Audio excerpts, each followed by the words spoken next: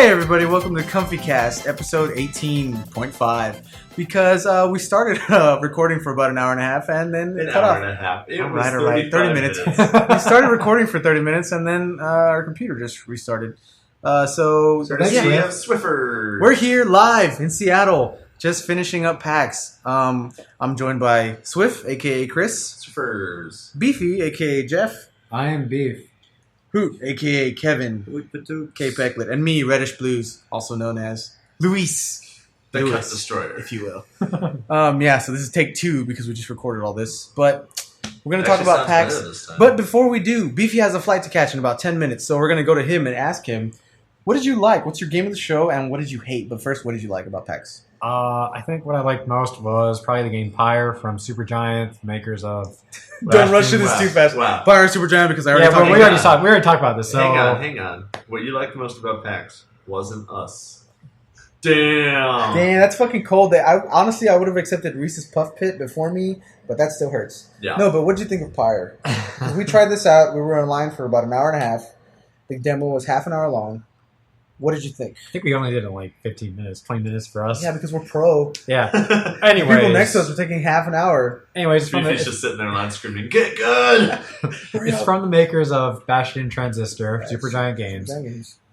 It's a sports RPG type of game, but it's really original in its execution. Very vivid art style, animation, stories very interesting.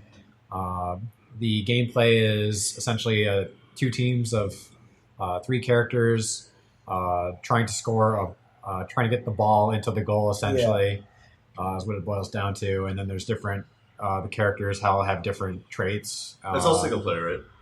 Yes, as far as I know. That's all. Yeah, that's all it was. Yeah. Okay.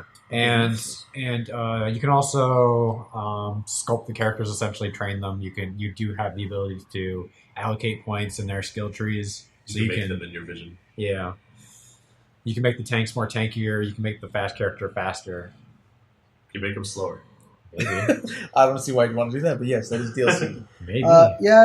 It's super. The artwork is amazing, obviously, Supergiant. I really like the colors that they're using. There's a little bit of story, a little bit of RPG elements. Some, there's a lot of story. Yeah, there's a lot of story, but I knew going into the demo that it was this like sports kind of game, so I really wanted to see how they mashed it up, and I think it fit really well. There's like you have like a wagon basically where you're in, and you're traveling from city to city or whatever, match to match, and there's like resources, you have fuel, and it's kind of like Oregon Trail. But yeah, I was really impressed with it. I liked it a lot more than I thought I would. Hoot, did you play it at all? Yeah, I played with you. Hoot's defeated. No. Pyre definitely was one of the most interesting games of the entire show, mostly because it had so much diversity in its gameplay and like presentation. Like art style, music was just one thing I thought like it was a little weak. They didn't really show off much of the music. It's very low key so far. Like sounds a bit like Bastion. But I really like the character design, and like you said, very story heavy. Like maybe out of the 30 minutes of demo, maybe only a small 10 minutes is dedicated to actual gameplay. Yeah, the rest is mostly text, dialogue, and like interacting with your companions or the carts. Like I described it before in Take 1 as a sports RPG. We won't talk about that take, which I think is pretty accurate. Sports RPG, that's good, yeah. FIFA 16? Oh, man. Football Manager? Yeah. So that's your game of the show, huh? Yeah, I think so. Yeah, that's a good one. I'd like to say I really like their booth. It was super comfy. They had these wooden crates with all the monitors on top. Yeah. So shout out to you, Supergiant. I bought a figure from you. Also, you have good merch. Yeah, cool. Thank you. Awesome what's our Supergiant haul? We got a fig for you. We got 2 figs, 2 red figs from Transistor, a poster. Yeah, I got the big poster. Yeah. You've already had a poster. I already own a big Transistor poster. I took also the big poster and the soundtrack. 599 really wanted that vinyl, and I was like, dude, why? Why do you want that? Then they pulled it out, and it's like clear white, and it looks beautiful. And it's like triangle. I was like, oh my god, clear. Was it also signed? Yeah, well, you could get it signed. Yeah. Did you guys get any of your merch signed? No, I didn't. No. Suckers. Fucked up. They did have the voice actor for Rux there. Beefy, let me ask you this real quick before you leave. Logan Cunningham. He's a human. Yeah. I don't know. He's a human being. Let me ask you this before you leave, Beefy. What did you not like about this PAX? What game did you play that disappointed you? that you Had didn't. to change it to game. It's like, would you not like? You fuck. Well, yeah, I don't want you to say us because I know that's what you. Harambe. Yeah, for least favorite game that I played was probably Earth Dawn from Rising Star Games, which is just a like a small indie game that kind of it's like a side scroller hack and slash game in the style of Vanillaware type games. Yeah. So 599 played this while we were there. He kind of was into it, but I guess it was because it was a boss fight. But yeah, it was super stiff from what I could see. The emotions on the anime girl's face. Every time she was killing people, she was just like, you know. They can't see that. In two takes. Well, this is an audio. This is an audio. This is an audio. Yeah, you're right. Well, she's just like lifting her arm, and shooting her face. Basically, the visuals were flat and emotionless. Very robotic. Yeah, and I would say I want to say call it the poor man Vanillaware, but Vanillaware is always doing their games on a budget. Like, and they still do really good though. Yeah, they're doing they're doing it on budget, but like they managed to. So I don't know. It's a poor man Ramasa. No Dragon's Crown. We saw it from afar.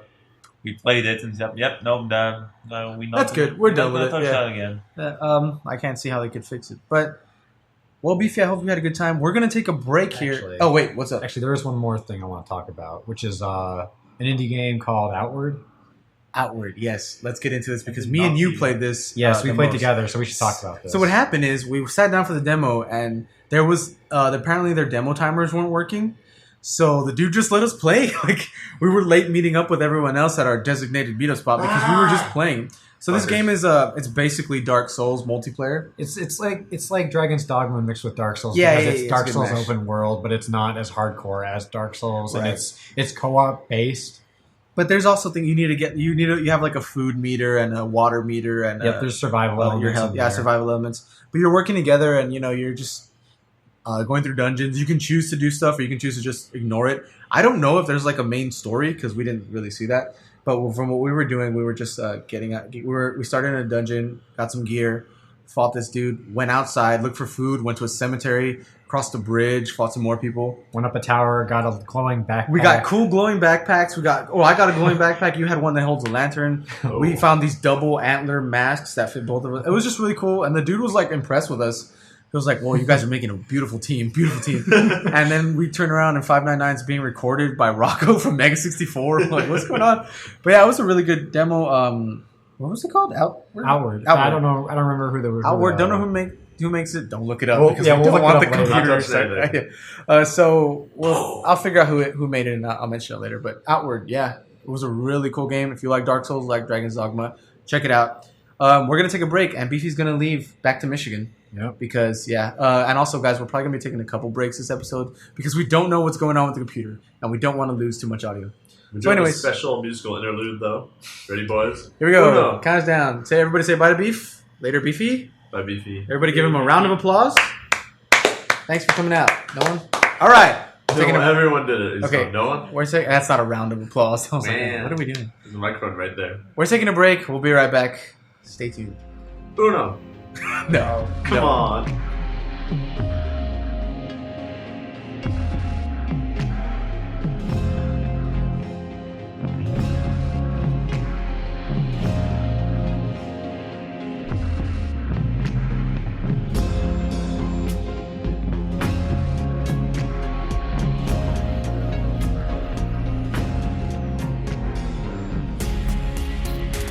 Alright, well, we are back after a break, bringing Beefy back to the airport. So, to Beefy, reiterate, if you're listening, kill yourself. Yeah, no, well, don't do it, not like the computer. So yeah, sorry about the kind of rushed. It might be a beginning, it might be something else depending on how reddish it is. That'll be the beginning, I'm sure. Let's record 3 takes of what we're saying. I'm not gonna do an intro. So we're gonna go back into being a regular Comfycast now. Sadly, without Beefy, who took his plane. Swift is still here, Reddish is still here, I'm still here. Still got the shitters. We're all still here. And yeah, we are going to talk now more calmly about PAX. We're going to reiterate some of the stuff we said. So basically PAX, or Penny Arcade Expo, or PAX West, or as it was known before, PAX Prime, Thanks, Brian, baby. Don't fiddle with your computer. Let's not touch anything. Let's just let it record. I thought you were talking too quiet. No, yeah. So we were all at PAX. Fine and I was here. Cassicus was here as well. Shout outs to them. Could not be here for the Comfycast, although technically we were supposed already to record last night. We were all too tired. But yeah, we are going to talk basically about what we liked, what we could kind of disliked, honorary mentions, basically what are good times from the panels we saw. And then we're going to go just over a couple news of what happened during the week apart from that. Yeah, so let's talk about our favorite game of the shows because we got Beefy's in. Yeah. And he said Pyre, which we did spend some time with. Let's go with you. Alright, so... What was your game of the show? What stood out to you? So this is a hard one. Like on the first recording, because I didn't really talk about my game of the show. I talked about the game I like played today was Owlboy, which is, like I said, pristine in its presentation. Like there's no downfall. So after 8 years of development, which by the way we went to the panel, so I'm just gonna quickly mention that as part of the panel we saw today. We went to the Owlboy panel and they finally announced, after a very interesting kind of talk, that it's releasing on November 1st. So after 8 years, so I remember that game back in 2010-11 when I started following it. And yeah, super good pixel art, really tight gameplay, good, like, great characters. Like it has a 30-minute demo, it had a 30-minute demo on the PAX floor, which really nicely established the world and the characters and your main character. Even though he's mute, you kind of get his motivation pretty early on. So that was really great. I don't know if I'd call it my game of the show because since Beefy told us like why he likes Pyre. Yeah, it's hard because we all spent time with Pyre, so and like we didn't all spend time with Owlboy. Yeah. Did anyone spend time with Owlboy aside from who? No. Yeah, I didn't even know they had a booth. Other than the panel today. Other than the panel, yeah, I didn't. Oh yeah, well that's true. So they announced the release date November 1st during the live panel, which was really cool to see. The music was nice. Oh yeah, no, music is excellent. Yeah, might be a toss between Owlboy and Pyre for me. At least, yeah, in terms of stuff we've tried. I've tried a bunch of there's a really bunch of I also give we're just gonna find let's throw the honorary mentions in it just as well, let's do stuff I enjoyed. So I also played Sonic Mania.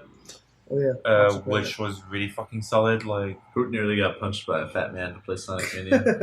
He accidentally cut the line. Yeah, it's true. No, that was on the stroke floor. I noticed that on the very last time. Hey, come play Sonic Mania on the back floor. So I went there because I have a lot of hopes for that game. And yeah, solid through and through. Really brought me back into the days where Sonic was good. I honestly did not realize that was a new game. From looking at it, it just looks like it has a mix of it has Green Hill Zone as one of the zones plus some new zones, but the one big thing that they constantly fucked up in all the last Sonic games, like physics and the way how it feels, and yeah, this is just perfect old Sonic games with better level design. I want to also point out that it's not just redoing the old shit; it's improving on it. Yeah, and some good excellent sprite work. Yeah, solid all around. Death's Gambit. Also Death's Gambit. This was an Adult Swim game. It was in the Adult Swim section. So we played a few. I think I don't know if you mentioned before. Yeah, with Awards when Beefy was here. No, I got cut. No, did we not record that?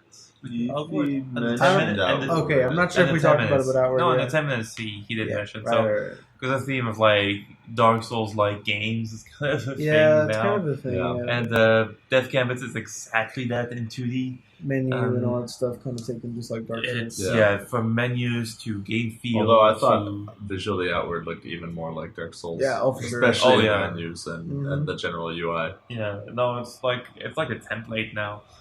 Death Gambit plays really well, and yeah, In the first recording, I kind of said that it might ape too much from Dark Souls. It's always one of my main worries. Like, it's always cool to base your game on another one you really, really like, but try to always find your own identity. Like, what do you want to say? Because either way, the name doesn't stick. It's that Dark Souls game. Like, yeah, Dark Souls. Yeah. And we were comparing it to Salt and Sanctuary, and I would say that Salt and Sanctuary looks more like on a budget. It also seems to have its own identity due to the aesthetic of this kind of washed off type of thing. While Death Canvas looks technically better, but I'm not sure exactly what it's about, what's it telling me apart from this is really like Dark Souls. Yeah. Mm-hmm. And it has some creative boss design. I really like the first boss it showed, which is kind of like on this tilting platform that you have to balance at the same time as you fight the boss. But yeah, also was kind of easier, substantially easier than the Souls game on average, but still very good presentation. Invisi-Guns, which we all played. What is this? Invisi-Guns. Invisi-Gun, yeah. Oh, right. Which we'll play, which we all really enjoyed, I think. I played a little bit of it at PAX South. Didn't remember much of it, but yeah, we played it twice technically throughout all of us. Yeah. So Invisi-Guns is a 4-player kind of Bomberman style shooter. Top down kind of. Top down 2D on a grid basically, where you're invisible unless you're shooting or using your special ability or running into like a wall or something. So the main gimmick is trying to keep track of where you are, even though you can't see where you're at. Yeah. And trying to tell when other people give themselves away or kind of figure out where they must be by process of elimination. And doing that in combination with your special abilities. And there were some really cool map gimmicks that enabled that. Mm-hmm. You mentioned one you liked where there was steam billowing through a level. That's basically what when I realized that I like didn't tell anyone. And I focused on it, and I was like, okay, when I see the steam move, someone's running through there, so I'm just gonna stay here invisible, and as soon as I see the steam move, I'm gonna shoot. And I got a couple kills that way. Yeah, I did the same thing with people stepping through a puddle. And ruined the 6-year-old's day. He was losing his shit. He like turned to the dev and he was like, "I shot him." The dev's like, "You didn't shoot him," and I'm like, "You didn't shoot me." He's like, "I shot him." That has a little replay after each round. It's like, clearly didn't shoot me. Sorry, little kid. Sorry, man. Go play COD. I won. That was really fun. I had a real good time with it. I'm definitely gonna. Yeah, I would love to pick that up. And it's got those savage as fuck. These victory lines, which I still find hilarious. And Beefy told us before that basically these were kickstarted, all of them, like this 2009 still have to be put into the game. Just community lines. And like we mentioned in the past podcast that one genre I would really like to see come back, or like one line typically would be Bomberman, and this feels a lot similar to a Bomberman game without being a Bomberman game. So now, also one of my favorite games. Apart from that, just like quickly mentions to World of Final Fantasy, Dragon Quest Builder. World of Final Fantasy was really good. Did that get cut when we talked about that? No, you guys talked. Well, it got cut, but I'm just quickly mentioning some stuff that I like without particularly mentioning them. World of Final Fantasy. Dragon Quest Builder, there's a few... we can go into some more later. Let's talk about games that we didn't like, that we kind of didn't impress us. What are you guys, before we do, what are you guys honorary mentions? Oh, our honorary mentions? Well, then I would say World of Final Fantasy, because I just totally forgot it. It wasn't on my radar. I'd heard about it, tried it out, and it's fun. It's kind of like a mashup between Kingdom Hearts art style, old classic Final Fantasy gameplay, and like Pokemon in a weird way, because any monster you fight, you have the ability to catch them, kind of, sort of, and add them to your party, and then there's this mechanic where you can stack them, which is basically they get on your head, and you can kind of attack with them, or you can unstack, and they get their own turn. But everything's kind of timed. Also, one thing that I really loved about it is you can fast forward the gameplay as you're playing. Really? So it's like you just hold trigger, and it just fast forward up to your turn. So you don't really have to wait for everybody. That's why I emulate old games. Yeah, because I just want to do this shit. Exactly. So that was really cool. So you say they get on your head. Are you a Titan? What the fuck? They literally jump on your head. So it's more like Disgaea. Yeah, you can stack people on top of you. You literally stack on top of you. Okay, cool. But it was really cool, real cute and charming or whatever. But and the music was. I'm sorry, we agreed not to say cute in Seattle. It was really what? It was real. Sugoi. It was real nice. The music was nice. Also, was really cool was that there's like a shit ton of old Final Fantasy characters. Like that's its gimmick. So like one of the summons you got, it was just like a blitz ball, and then Titus comes out and Wako. They do some kind of super attack. To victory. That was awesome seeing them again, and I'm looking forward to it. They said there's like over 100 hours of gameplay, and it's coming to Vita and PS4. It looks potential, yeah. I believe it's cross save. I don't know if it's cross buy. Doubt it. Is there any Vita game that you weren't super hyped for? No. You were like, look, I could justify this. It depends. Is Space Cats in Space coming to Vita? Oh my God. It's coming to Vita. I'll get to that later. That's a different segment. But I know for a fact that's not your game of the show. Or maybe not the game for today. Oh, you mentioned the other game. Or maybe that's just the game you enjoyed today. What game was that? Or Night in the Woods. Night in the Woods. Night in the Woods really impressed me, and I just played it today, kind of like on a whim, where I was like, I heard about that. I had seen it. I've heard some songs from it. I want to go see if I can get in, and I got in. Tron. I got in. No, yeah, it was super impressive. It's very. What is it? It's a game. It's a video game. Oh, okay. Where you play as a cat named May. And you just go about her life on a day-to-day basis or whatever. But it's I thought it was a night in the woods. Shit. I don't actually know something happens at least in the demo. Something had happened the night before, and you wake up and you're talking about how messed up the night before was, or something like that. So it's The Hangover as a cat. Kind of, but she has friends, and she has friends and stuff. And I don't know if you go around figuring out what happened or what, but you're also just meeting the characters in your town and. There's little subtle hints about the fact that you're like in therapy, like you're. I don't know. I think they said that you're like you have an alcohol problem. Yeah, well, you're like 20 years old, but you still live with your mom cat or whatever. Is that not normal? I thought it was fine. My mom said it's cool. Yeah, no, the art style is just it's super good. I love it.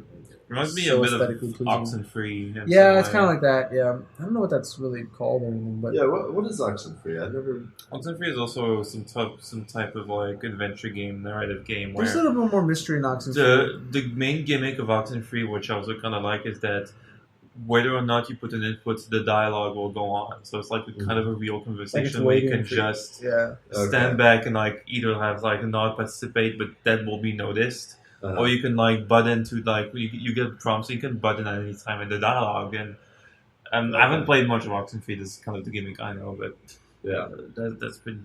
And the art style was also slightly similar, although not really. I have it. I've never booted it up, but I should. Like half of my Steam games. We're taking a break now, so we can play Oxenfree. We'll be right back with some Oxenfree news. No, but yeah, that would be the most impressive thing for me today. Not sure if it's game of the show. For me, Austin's up there. Yeah, it really was up there, and it came out of nowhere. You promised you'd have a game of the show by the time we got back from the I didn't know we were doing that. I do have one. Yeah. Space cats in space. That'll be another segment. But Swift, what's your favorite game or like favorite games? Probably the one that had me like smiling the most while I played it would be Invisiguns because it's just so much fun. It was really good. I also played a really clever sort of puzzle game called Splitter Critters. I don't know if you guys saw that. No. It was in the PAX 10, which is like their top 10 indie picks for the show. That they're like specially curated, and they get their own special section. Night in the Woods was there, yeah. Night in the Woods was one of the PAX 10. Yeah, true. And obviously, 9 other games. I guess I win then. You win. But mine was number 2. I rated them. But Splitter Critters is like it's kind of a simple interface in that it's coming out for like mobile and PC and like every platform. But the basic gimmick is that you've got some little blue dudes who will walk back and forth on their own, and you've got a spaceship you need to get them into. But the way you do it is by drawing a line across the screen that actually splits the world in two, and then you move one of the halves of the world around. So they might like start up on a ledge that they can't get down from, and then you split the world and you bring the ledge down to the level of the spaceship and actually move them. And then they add more mechanics that there are enemies that you have to avoid, and then you get a way to fight back against the enemies. So it just generally, like, it adds these mechanics to the game.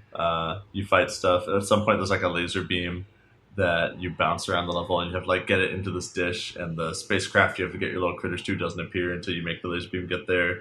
but the laser beam can bounce off shit. But if the laser beam hits your blue dudes, it'll fucking kill them. So there's a dude standing behind me at the demo who's like, will that lasers kill them if it hits them? And I was like, check this out. He's like, oh wow. Sorry, it's like, ruin your blue dudes. Yeah. Killed all your blue dudes. That's cool. I didn't see that at all. Yeah, it was really cool. And you could do not bad, but not play it. So I think. Yeah, I've been seeing videos of it for a while because I follow like the Unity engine on Twitter because I'm an idiot, and or like Unreal, and they tweet out like every screenshot Saturday. You know, you guys tweet something for Starfallen, and these guys tweet out Splitter Critters. So I've been seeing videos forever, and I was like, holy shit, it's an actual game. But you could do up to like 4 simultaneous splits, so your world gets super fucked up. It's just in the whole world. Yeah, you just cut everything in half and Break everything for these blue dudes. It was a lot of fun. And because it's so simple, because the only controls are split along a line and move the split, you can do it on fucking any platform, and it works perfectly fine. So that was a really fun one for me. It's not necessarily best of show. That's what I'm saying. I feel like these were all good. Yeah, I don't think best of show is fair. It's hard for me to pinpoint what would be best. If you wanted to say like best shooter of show, I could probably do that, yeah. Or best puzzle of show, but I don't think it's fair to narrow it down to like this is the absolute game. Oh yeah, no, because it's so diverse that it would be unfair, I would say, to say like best of the show, but no, it's more like a highlight of what we really, really liked. Over there. That was one I really like. I stopped at some point because I wanted to let other people jump in and try it, but I was like, yeah, there's more puzzles here. I could keep fucking doing this. And it's crazy also because since I've been to Gamescom a few weeks prior, how Gamescom, like the indies are really confined rather to this one hall, really separated from all the other AAA as well. The indies here are really well mixed with a bunch of AAA stuff around them, which gives them way more influence. And that was kind of nice to see that, like, them just thrown in next to Capcom or next to Sony, and on both main floors of the expo. So that was cool to have them around. Yeah, they're growing every year. I mean, this is my third PAX West in a row, and 2 years ago they had the PAX 10 and they had like the Indie Mega booth. And that's kind of it. And then they tack on like a bigger section next to it, and they kind of invite like there's one Australian game school that always gets a section at PAX. Yeah. And now this time it's like the Indie Mega booth is even bigger. It takes up an entire section of the expo hall. And they can't even put the PAX 10 next to it, so they get an entirely different fucking floor. Yeah, it's cool because you have the Indie Mega booth, then you have stuff like next to Sony or like a bit here and there. You have the 6th floor with the PAX 10. You have the PAX Rising next to Capcom. Yeah. Kind of like they really are in every kind of little segment. Yeah, you've got the Nintendo indies over here. And you have the Adult Swim also on the 6th floor. Yeah, Adult Swim is basically just a bunch of indies. Yeah, it's really damn cool. Speaking of Adult Swim, I played a game that I forgot to mention. God damn it. Oh, there you go. Battle Chef Brigade. I thought you were going to say Teeny Titans. No, I played Teeny Titans for a free t-shirt. No, Battle Chef Brigade. It's a what is those type of games called? Like Puzzle Dragon? Oh, Momage? No.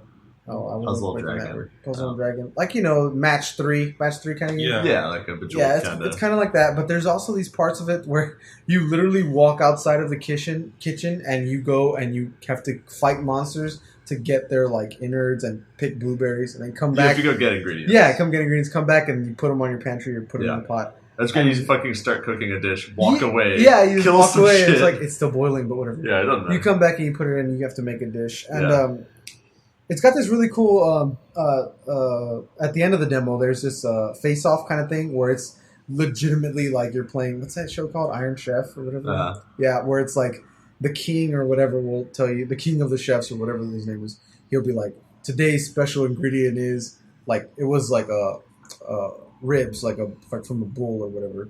And so he's like, you have to go find one, you have to go kill one, and then you have to come back, start that boil, and then go, because that takes up like your full inventory for one outing. Then come back in, start that boiling, go get more stuff, and then like make it as best you can. As you're matching the number of the score of the dishes going up, and you just have to get it. You don't know what the other person's doing. You can see them running around or whatever, but you don't know what theirs is. And then at the end, he judges them or whatever. So it was pretty cool. There's also like a story for what character you pick. What character you start off as. Yeah. I forgot who I started. I forgot what her name was. Who was them?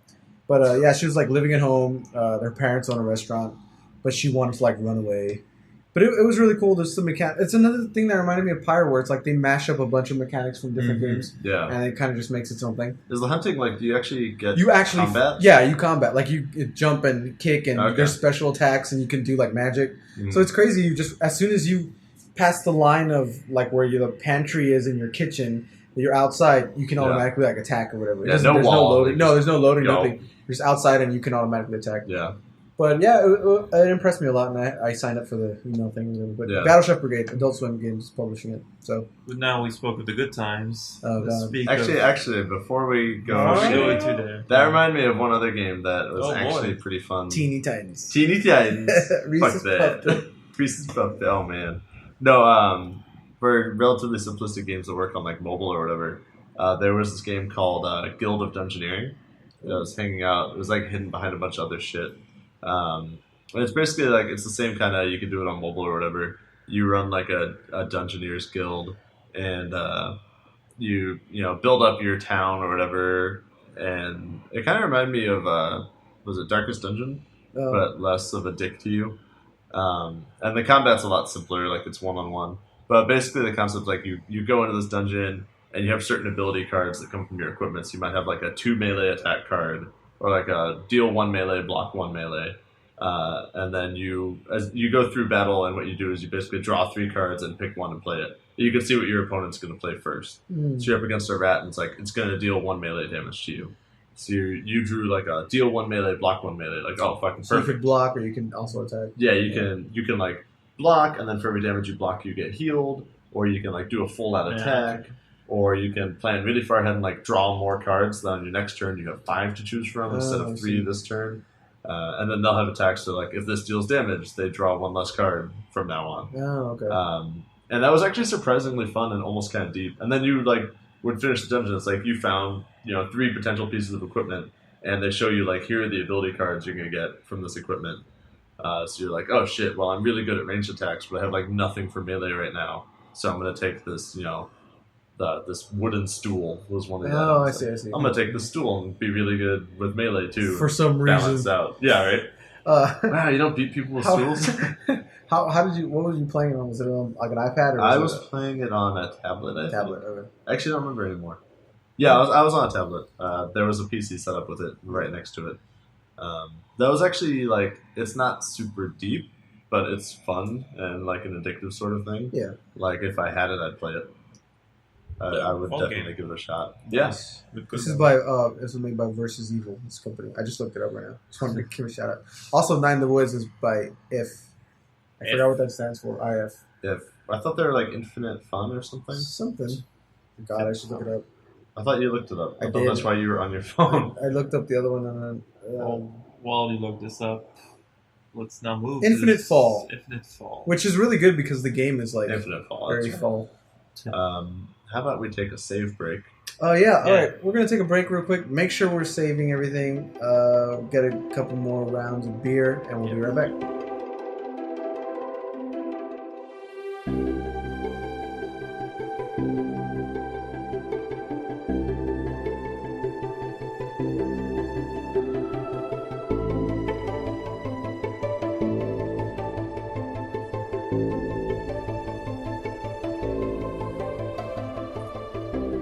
Alright, so we talked about what made us happy. Let's talk about sadness. Reddish is going away. Wait, no, that happy the or happy sad? column is over, right? That makes me kind of confusing feelings. So not necessarily like bad games, but the one game that most disappointed us during the show, because biggest letdown, or we all had expectations going in, and probably had that one game that we were looking for that we thought, this might be cool, and it turned out to not be that quite good. I didn't really have expectations. I don't know. I expected to be disappointed, and even I was let down. I know down. Radish and I have one that we talked about before. I'm going to go first on this one, and mine was Rain World. Rain World.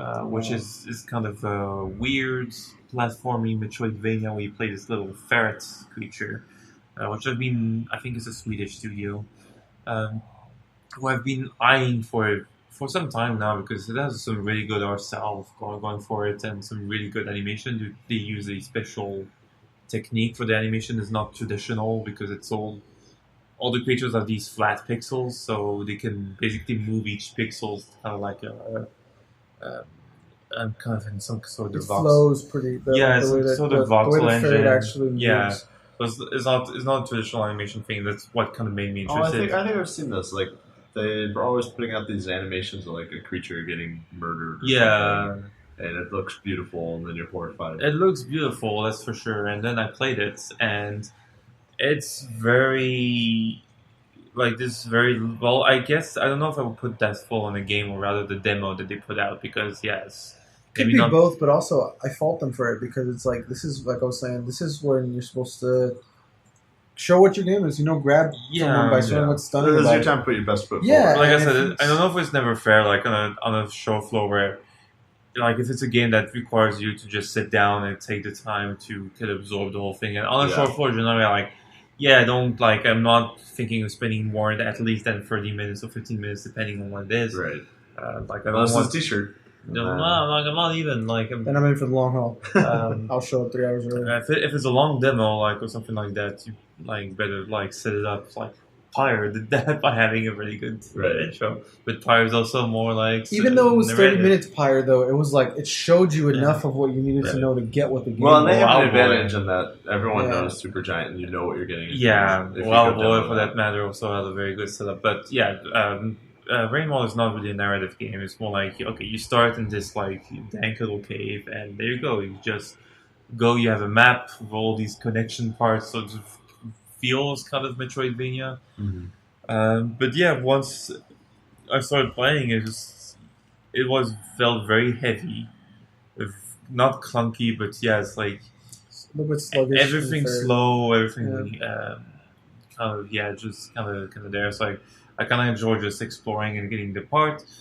And yeah, there's a lot of movement options, especially the pipe and the animation really complements that. But at some point, I ran into an enemy, which I did pretty good and avoided the first one. Got to the second one, then I got killed almost instantly, and the game put me right back at the very beginning. All over. And at that one, I don't feel like playing that anymore. Yeah, I just didn't catch it. There's not even watching you play it, and I moved around a little bit as the ferret after you. Yeah, I was like, it's kind of weird. Yeah, but even watching you play it, I was like, this is kind of boring. Even after I healed that little creature, it still felt pretty heavy to control. And yeah, I don't know, this just a little bit of because you've seen these gifs and you say, this looks very flexible. Yeah.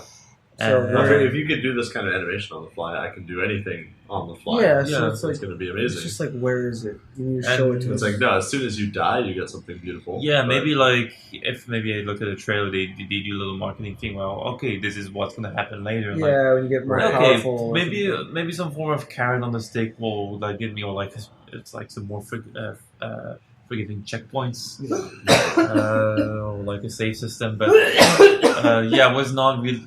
This was a game I was looking forward to. Now, it's kind of flying off my radar. I don't really care about it. Or maybe I'll just check because it pops out on Twitter often. And sometimes I'll probably check. Hey, it's out maybe. But that was kind of my disappointment for this PAX. There you go. Oh man! All right, let's talk about my disappointment. So my disappointment was with a game called Read Only Memories, and I think a lot of it was my own fault. Well, no, the game really was kind of not what I expected. It's a point and click, I guess not even an adventure game, a narrative kind of thing. Exploration. Yeah, a little bit. It's you get this robot. And the robot's super cheesy, in my opinion. The writing is kind of bad, really bad. Like I said in the demo, it was 15 minutes of explaining to me what moe is. You're looking around in the restaurant, and you have to stop a protest, but it doesn't really pull you in. At least not the demo. I just wasn't as impressed by it as I wanted to be, maybe, or as I thought I would. Also, my fault, maybe, because I talked to the guys over at Valhalla. Sudaban Games, and they were mentioning that the Read Only Memories is in the same universe as their game, and I was like, oh, I'm definitely gonna check that out because Valhalla was right up my alley as far as music and style and all that stuff, and it just fell flat, totally opposite to me. I mean, the demo looked Like it was just not. It was supposed to be like futuristic, I guess, or something, but it wasn't. It looked like you were like in a diner. It was strange. Are they the ones who developed ROM? Yes. Okay. No, wait, who? Sugabon? No. They're by another company, but so they just share the universe. They just shared the universe because they were like friends, and I think the guy said the setting he was describing were like, well, that's our world. So they were like, well, let's just make them in the same universe. It's that awkward, like, I'm successful and you're not. Yeah, why don't you go ahead and ride these coattails a little bit, and then fuck, you shat on my coat. I mean, I don't know. Maybe the game will be good, but the demo certainly was like really boring to me. Yeah. We just sat there and I was just like, okay, this is good. 599 seemed to like it. He went and bought a shirt from them. So, but then again, he knows all about what Moe is about. So that was my kind of disappointment of the game of the show. Then we move on to the one we foreshadowed since now. Foreshadowed. I don't know if that's the right term. Actually, if we're talking about disappointments, I didn't really go in expecting a whole lot. But one thing that I was a little disappointed in is, and Welp's giving me shit for this, is I would have liked more Dishonored 2 stuff there. Yeah. They had, like, Bethesda had a big room dedicated to Dishonored 2, but all it was, like, a bunch of, like, statues and artwork and statues and, like, a couple touch screens. You walk into this, like, old Victorian kind of house style thing, and it's just, it was kind of, like, okay. A little bit steampunk. Walk out. There was a cool, like, General Grievous-looking robot thing in the corner. Yeah. All right. There are a bunch of people taking pictures with the robot. Peace out. There's no gameplay, no trailers even. Nothing really. Yeah, a little bit. I was hoping they would show more of that. Yeah, that's kind of Bethesda's treatment of Dishonored 2 is very like. Yeah, it's weird. We hope it succeeds, but we're not going to help it. We wanted to just kind of do good at its own. They had a Dishonored 2 trailer. Where? On their big screen TV. Oh well, the trailer we've seen though. Would have been nice to have some gameplay. Would have been nice to have an intro for this anonymous voice that just. Oh, by the way, this is Jordan, Chris's girlfriend. Want to say hi? Welcome to Comfycast. She's sitting on the couch with us because we're all here in his apartment recording. Welcome to Beefy 2. Beefy 2. Well, it was incorrect. I had to correct it. I honestly didn't even see the trailer, but I mean, I didn't see shit. I've seen the trailer, but I guess it was there. But I saw 2 touchscreens, and they're like. I just wish they would have. I mean, I wish they would have done more with it. There was a lot of things I wish that they would have done more with. But what is this game that you're hinting at? That it's he's talking about game in space. Shit, fucking you wouldn't quit talking about fucking space cats. In space. Sorry, yeah, this was a terrible game. Which I'd rather not talk about. Let's not talk about it. Yeah. Space cats in space, don't play it. Yeah, I was just gonna say Dishonored 2. Their treatment of it at this PAX is very similar to what last PAX. Like that little display area, it wasn't a full built house. It was like, here's some artifacts from the game and no fucking info about the game itself. It's like, great, thanks. Yeah, it's weird. Really helpful. It's very strange. I mean, Dishonored itself is kind of a weird thing with Bethesda because it's like, I never played it. I know you played it, but I know none of you have ever. Even at E3, they spent quite a bit of time showing it. Yeah, I think that there'd be more like hype build up for it, like that's some way. It's kind of coming out in a dead period today. Yeah, it's made by Arkane, which is like a small studio in France. Yeah. Well, they had like 40 PCs right next to it to play the new Fallout 4 DLC. Fucking DLC, yeah. And they couldn't dedicate anything to work. Like, even an old Dishonored build on a PC. So like, I feel like a problem the game. Was the space of the arena. Like, I feel like people didn't want to set up things because of lines. Every single line for every big game wasn't even like long because they would cap. Right. And that's not to be mean or whatever. That's bullshit. Like, I mean, if I want to waste the time to stay in line, give me the opportunity to waste the time to stay in line. The capping's more for traffic control. Yeah, I know. 2 years ago they didn't cap. Yeah. And it was a fucking nightmare. Like, you couldn't get anywhere. You just had to push through. Yeah. People would think you were cutting in line. Yeah, they don't have the floor space of Gamescom where you can have like a 3-hour line that extends all the way back. Yeah, but see, but I feel like because they don't have let people do that, it ruins the rest of the show because that makes people spread out. And like now these games where it's like, oh, it should only take like 10 minutes to get. We're in Pyre, for instance, for an hour and a half, where that might have been faster. People could be in lines for other things. I mean, Pyre was the queue was long, not because it was a lot of people, just because the demo was long. Right. Yes, but imagine if there were other things to do. Oh, they have quite a bit. I think 10-ish. Yeah, 10, 15 machines.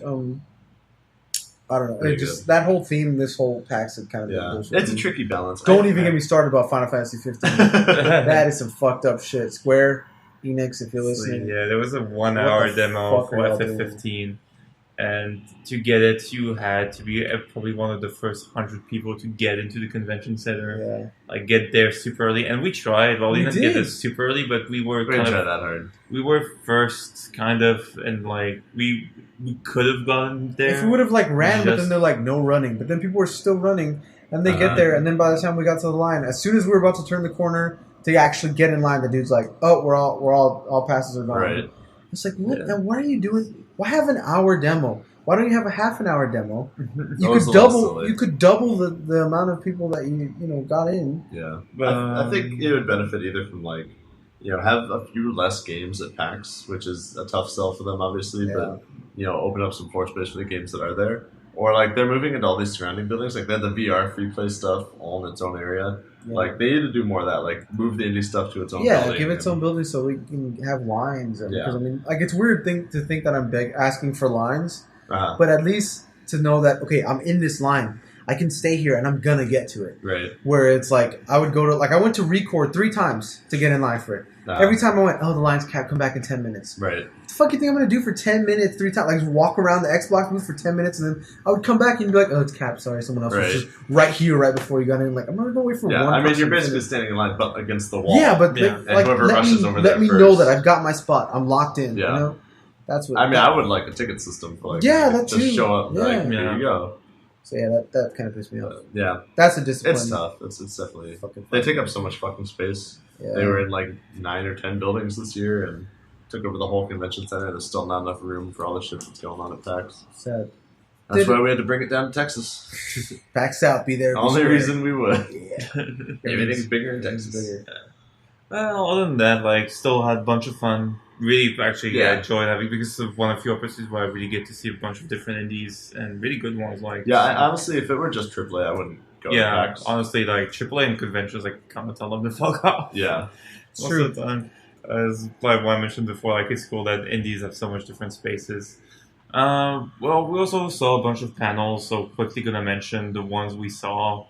We went to see OC Remix on the first day. OC Remix, yes. Which was pretty cool. Though, it was better than I expected. I kind of wish that it wasn't the very first thing of that first day of PAX, but I remember sitting there feeling kind of antsy, come on, get out of here, I want to go. Right, you want to go rush out to PAX. Yeah. So, whereas by the final panel, we're all like, oh, good, I could take a nap at this panel for a while. Talked about video, obviously, talked about video game music and their remixes. There's a decent amount of shilling for their community. Buy our CDs and what. Which I thought was cool. I didn't expect much else. They weren't going to get up there and live remix a song. Yeah, but I understand because these are kind of fan events, and this is also mirrored in some of the other panels we went to see. Because we kind of got misguided, and that's our own fault for not reading the descriptions, I guess. True. Because we went to a bunch of panels expecting something, and then realized, oh wait, this is something way more we niche. named that as a joke, or this was the PAX of meme panels. All right. Well, but but for example, we went on the same day, Swift and I. We went to the Grasshopper preservation of old games, thinking, because this is something I really care about. It's how do we preserve old games where obsolete or who don't who run only on old consoles which are not being sold anymore? Yeah, it sounds basically how do we preserve historical cultural artifacts that are these video games, and how do we make sure future generations get to play them? What did they talk about? And how do we preserve them? And basically what it was Grasshopper and Suda51. At least Suda51 was here. Yeah, right. And basically what they were talking about, because they are remastering an old game which is called Silver Case, which is one of Suda's first game on the PS1. Yep. And they're basically bringing this back on Steam. And basically we're kind of just talking about their game. Yeah, the mostly how they did it with Silver Case. Entirely focused around their game. Yeah. And no general knowledge. There was a bit of philosophy around why they were doing it and blah, blah, blah. But yeah, it was mostly a Grasshopper thing. So it was still interesting. It was also we wanted this to be more all-encompassing. Yeah, it's just very narrow. I wanted to hear about how do we do this in general, especially for games where the developer doesn't exist anymore. Yeah, how can not fucking Suda sitting in the room saying I'm gonna do it. By the way, one of the features and I kind of feel bad because I thought that would have been the case and I would have liked to ask are there other Japanese that what is the general consensus within your entourage that Yeah, is there like a movement to really preserve like go back and bring back? Because he did point that out that the bunch of media is getting obsolete, especially physical media like old games, PS1 now PS2 as well is gonna slowly but surely get there, and in a few years gonna be because with no backwards compatibility like some PS3 games like stuff like Nier and the Demon Souls and stuff like that are gonna get increasingly rare. The worst part is I know there are societies for this, like for preserving games, and I thought I saw the name. Those I was are the people that should have the panel. Yeah, I was like, that's who's going to have the panel. It's going to be really cool. I've read about them before. Nope. There's even museums do that kind of stuff. So that was kind of iffy. Yeah, not bad, but it's not exactly what we hoped. And like I said, kind of awful because actually it does say like in the description like this is Grasshopper Games doing their things about it. Right, but the title seemed so obviously what we wanted. But we mostly looked at the title. Police that a little more. They should. I mean, there's a bunch of panels. Like all panels are 1 hour long. There's panels the entirety of PAX from like morning to late at night. Some of them are tournaments, some of them are like these kind of panels, and we realized quickly that most of the panels are like kind of self-promotion, or very fan events. They're mostly promotion, or like they have no point. Like, we're going to come be funny or the podcast, basically. Yeah. Which brings us to the follow-ups that we've seen. Actually, before we move on, because we're talking about Suda, I've got to share my Suda anecdote from PAX. Right. What happened? So there was a dude on the panel, I think his name was Douglas something. He was like the creative director for the remaster of the Silver Case, and maybe the original. I think it was just the remaster though. He was the director, though. Yeah. Director, for the remaster. So he's on the panel, and a little while later, I met up with my friend at PAX, and we were walking around looking for something to play, and I saw Silver Case. I was like, "Oh, cool! 2 open PCs side by side. We can play the Silver Case." And it starts out like very visual novel, like a bunch of dialogue back and forth. You're not making any choices; you're just reading, right? So 3 or 4 minutes of that go on, and then it's almost time to meet up with you guys. So I turned to him like, "Hey, this is cool, but I gotta go, meet up with my comfy dubber people." He says, "Stay comfy, my friend." I'm like, "I will." Get up and turn away, and there's Doug's the director is there from the panel. I'm like, "Oh, hey." He's like, "Hey, what did you think of the game?" I'm like, "Oh, it was really like I like the story. I didn't get to stick around very long because I got to meet some people, etc."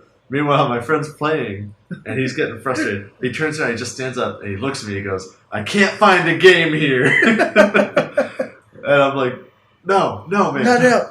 I'm trying to signal at him, like, don't say that right now. God, who made this terrible thing? Woo, this is a flaming pile of trash. And then he's like, nice to meet you, Doug. He's like, it's all dialogue. And Doug's just like, well, he looks over, he's like, well, you're actually, like, really close, like, a gameplay portion. And he, like, throws his hands up, and he's like, fine, like, sits down. I guess, random stranger. And then now Douglas turns to me, and he sounds like I was disappointed with the game. He's like, I'll talk to you later. He's like, I'm sorry that you didn't enjoy it that much. I'm like, hey, I enjoyed it fine. It's that fat fuck. I'm not with him. Yeah, why are you lumping me in with Beardy over here? I didn't do shit.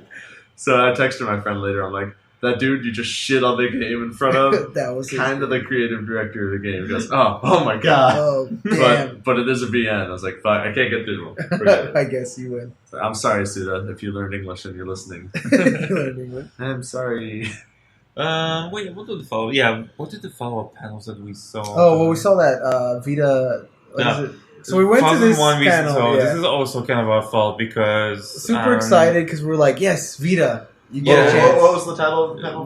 1001 Reasons Why the Vita is better than PC. So I didn't expect an actual 1001 reason, but I did expect like a discussion around the Vita, talking a discussion around the Vita.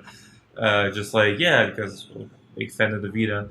I didn't notice though that was a kind of funny panel. It was a kind of funny, which is like it's like their own. They have their own. It's Colin Moriarty and Greg Miller and Tim something. Nick something.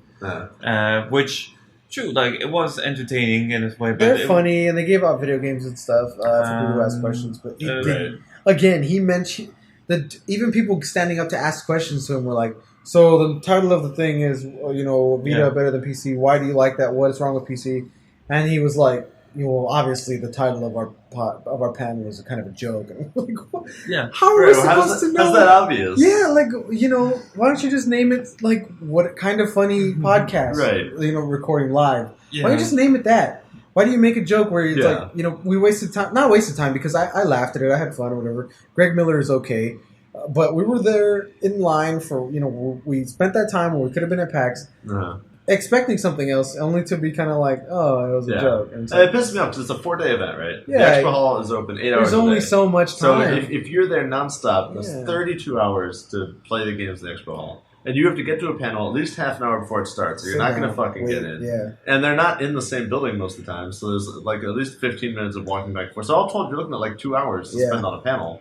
And if it's not what you were fucking advertised, like that's bullshit. So I know it sounds like we're complaining, and maybe we should have read the description or done a little more research. But that being said, I'm just saying. If you're going to give it a title, no point in saying the only thing that's visible in the app immediately is the title, not the description. Yeah. That title should reflect the content of what you're going to go fucking see. Exactly. Like our last panel. Yeah. The truly good panel we did see was the very last panel we saw of PAX. You saw also like the horror talk. Oh yeah. I went to one good. Called Scared Yet Horror in Video Games. But it was horror in media. Horror in media. Yeah. It was mostly about video games. They talk about movies a little bit. That was pretty good. They kind of just discussed like general games and tropes and kind of the direction that horror was headed in. Yeah. And how with VR now, like they used to always go for like scarier and scarier, and now in VR it's like tone it down. You're gonna fucking kill somebody.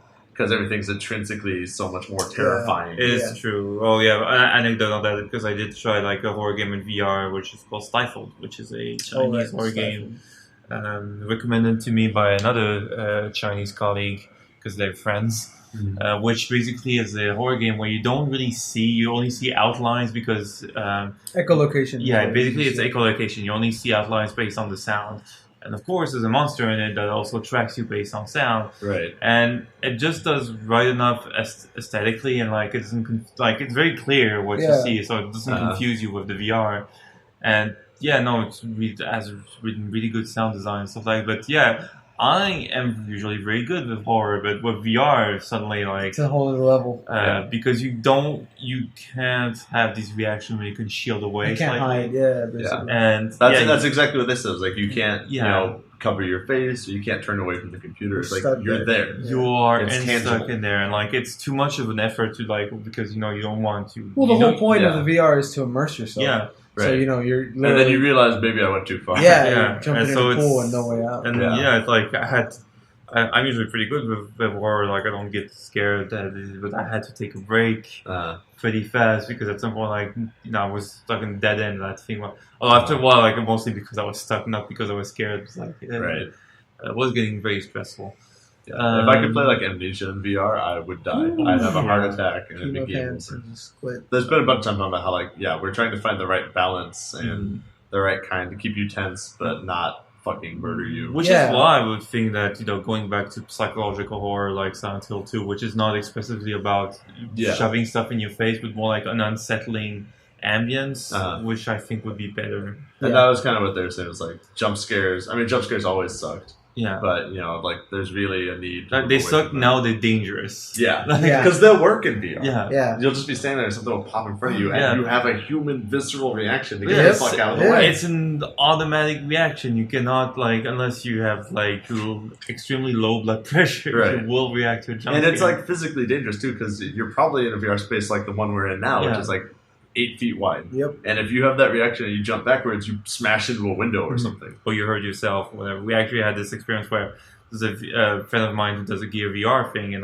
we had people, we had to circle them because they would just run straight away or into a camera guy because they got scared that they did not control any of the movement, which, as funny as it is, it also shows you, we cannot fuck around as we please. There's a whole level of ethics and responsibility. Yeah. Also, you don't want them to fuck up and break their. Yeah. Because that's what they're playing. They don't want to break anything I punched my desk in a non-horror VR game. You break your VR headset, then it's I guess they're not buying our games anymore because they're not going to. You have to drop $800 to get them. They can't afford VR anymore. We ruined it for them. Whoops. But speaking of those panels, though, real quick, how they were misleading. I want to say we went to the Mega 64 panel. Oh yeah, that was spot on. Because you know what you're getting. Literally, its description is, "We have no idea what to do for this panel, so we're just gonna fuck around." And they did. Yeah, it was hilarious. So yeah, shout out to I don't really regret not going to that one. It was they recorded it. You should put it on. They're gonna put it online. That was right after like the one we went to with Suda, and like fuck. Only me. I was like between these two panels, I picked this one with Suda. Shit, like I didn't know. Like I regretted it, but yeah. And last panel we saw was the Owlboy thing, which also so we got the release date. We ended on a good note. Yeah, which was the only panel that was better than expected because we were expecting like it's literally titled like what, How to Survive 8 Years in Development, something like that. Yeah, and then they're like, by the way, it's coming out November 1st. We're like, wow, I learned how to live 8 years and I get a release date. Yeah, that's great. It's kind of what I expected because I knew they were gonna like give the release date because of kind of the big thing like. Because he flew over to Norway last time he was in Switzerland. He's on the dev team. no, like it was kind of implied that it would be revealed. No, but it was really cool because it's like a nice clear view of like what happened during these 8 years, how they got around it. There was a nice QA which I did participate in. Yeah, there's things you don't think about that he mentioned and it was like, oh right. Yeah, stuff like releasing a game actually takes time. People forget like, it's a job to get your game done, that you have to actually release it and like take care of it, promote it. Yeah, this is where that's the part where I think some of the demos on the floor failed. Yeah, they didn't realize like I need to make a demo. It has to be compelling and it has to work within like a minute, or this person's going to walk away. Also, while dealing with social media, getting contact YouTubers, like do your job as like marketing. Oh, you mean influencers? Yeah, no, but like this is something that like with Splash Plus we started doing with Gamescom and all that stuff, and we're going to do at TGS. So this was a really cool panel, and we ended up and had a really good time talking with it. That's like actually one of the things I really wanted to do this PAX, like talk with indie devs, and didn't get matched did that a whole lot. When you talked with the Owlboy guys, you seem to be like very close to your like similar situations. Yeah, because I think that was really cool. Super similar to like Starfall and stuff like that. So can we take a section of the Comfycast to brag on Hoot? Can you tell us what happened when you went up to talk to them after the panel? Oh yeah, because you asked them a question during their panel. I was asking them a question about how giving tips for like working remotely.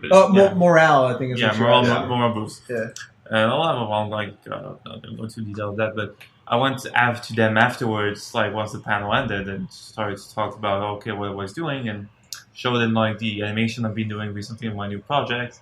And the guy like, oh wait, I know this. You're Hoot Produce. He totally knew Hoot. And I got shocked because the guy's not following me on Twitter. And I was not following him. And neither D-Pad is not following me. Oh wow! So I don't know how he got across any of my animation, but maybe they were friends. Maybe was he following the Starfallen? Maybe. Maybe that's. Yeah. But it probably checks out like the Screenshot Saturday. Well, because Screenshot Saturday they always call you out for the art and stuff. Yeah. No, but like a super good surprise. Like, oh shit! Like these guys actually. To follow my work. Yeah, so. and he liked it enough to like this is that Hoot Patoots guy. Like he talks about at the office. Like them felt like, oh shit, like it's really cool, really impressive. No, it was really my. It's like that girl in the street that I noticed selling chorizo tacos. She said they were called Alamo tacos, and she was from San Antonio. And I was like, "Oh shit, I'm from San Antonio. Crazy, we're both here. We're like we know each other." Okay, anyways. Get the fuck away. Beefy had his Michigan moment at the restaurant. Oh yeah, the waitress. Wow, that's weird. I was surrounded by Seattle moments. Of course. But yeah,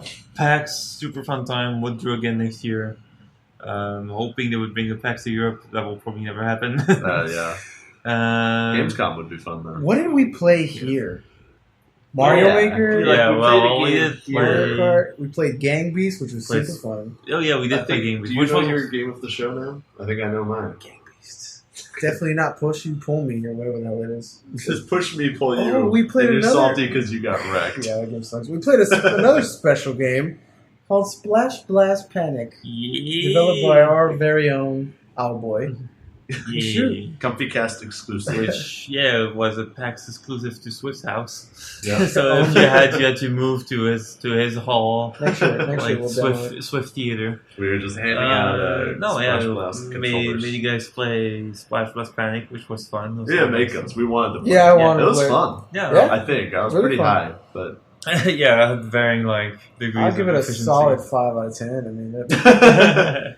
It was okay. Very much a smash. Tried to show Starfall and sadly was broken at the moment of we had some issues with that. But Splash Blast was really cool. Look forward to it. Really impressed with it. It's like a legit game, guys. If you're listening to this and you think that it's we're like an actual. I'm actually game. testimony of other dubbers that yes, the games I do are actually real and they are playable. Float around. It's 4-player versus, could be less. And you shoot each other. Get weapons, power ups. If any of you listening happen to be at TGS, we'll be showcasing the game at TGS. If you're at TGS, look for them. Yes. Well, speaking of TGS, we can now conclude that PAX was fun. Wait, can we have one final Comfycast exclusive reveal on the identity of the 12th character for Splash Blast? Are we decided? Are you not ready to commit? I'm rather. How about you just say your idea and let's just say we're not going to well, I'm gonna. No, the Owlboy panelist told him never to say anything. Yeah, that's not Sean. Then why'd you ask? Yeah, you put me on right there, and I thought, this would be a bad idea. I hope it's there's a 12 character I'm working on. It's me. It's Swift. Hello. Yeah, I might be taking suggestions from the dub, and I'm not going to say more. Okay, he's going to ask, "What's your favorite file format?" You're going to say SWF. That's going to be the end of it. Okay. A wave makes it in.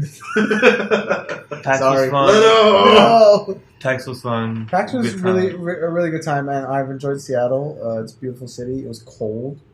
It was like cold. Oh, cold for It was me. chilly. It was It was rainy. It was in the 70s. It was in the 60s. Wow, it was one little monsoon.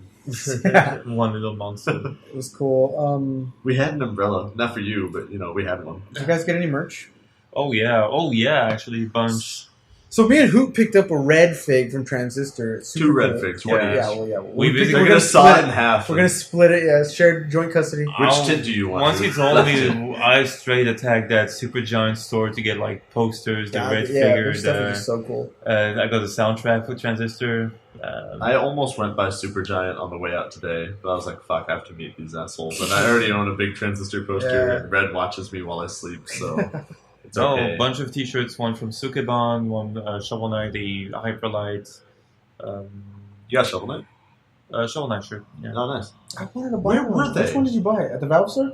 No, it was at the... The Fangamer? Yeah, Fangamer. Oh, okay. Yeah. No, I wanted Yacht the. Club wasn't here, right? I didn't No, see them anywhere. I did not see Yacht I Club. wanted the one from the Valve store, which is like a 8-bit or like 16-bit, like Nintendo. It looks like a Nintendo cover, but Shovel Knight. Yeah. But I totally forgot to go back. Oh, yeah, no. Next year. I'm also got The Valve store is online.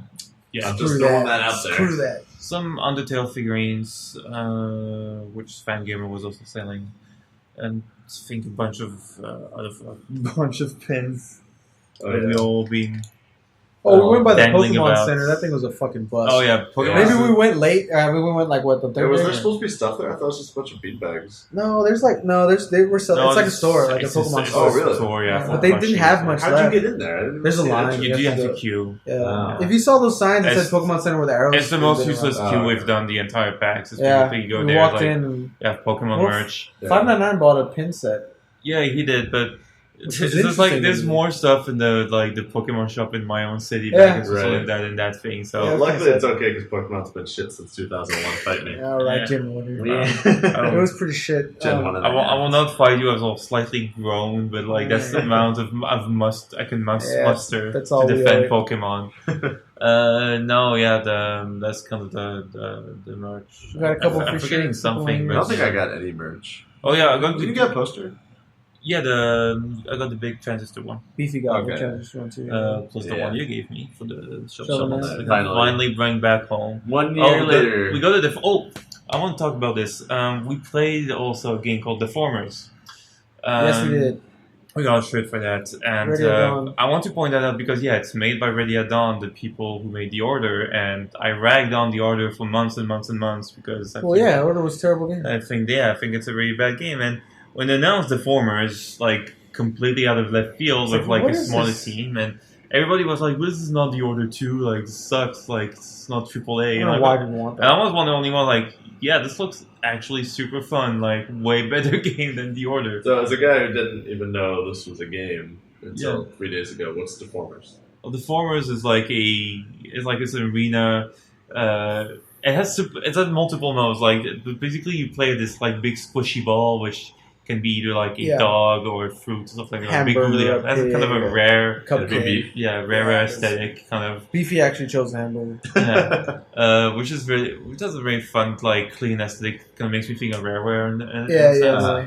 And yeah, you basically you either have like there were two modes basically. It was one which was soccer, which basically was Rocket League, except of course you have these little characters, and yeah, you can shoot other players as well and carry the ball to the goal. So that was pretty straightforward. And it was a team deathmatch where you basically are more in an arena and you shoot others and you can get power ups. Just kill it. And you can also dash and stuff like that. It's an old Mario Kart battle mode. It's kind of.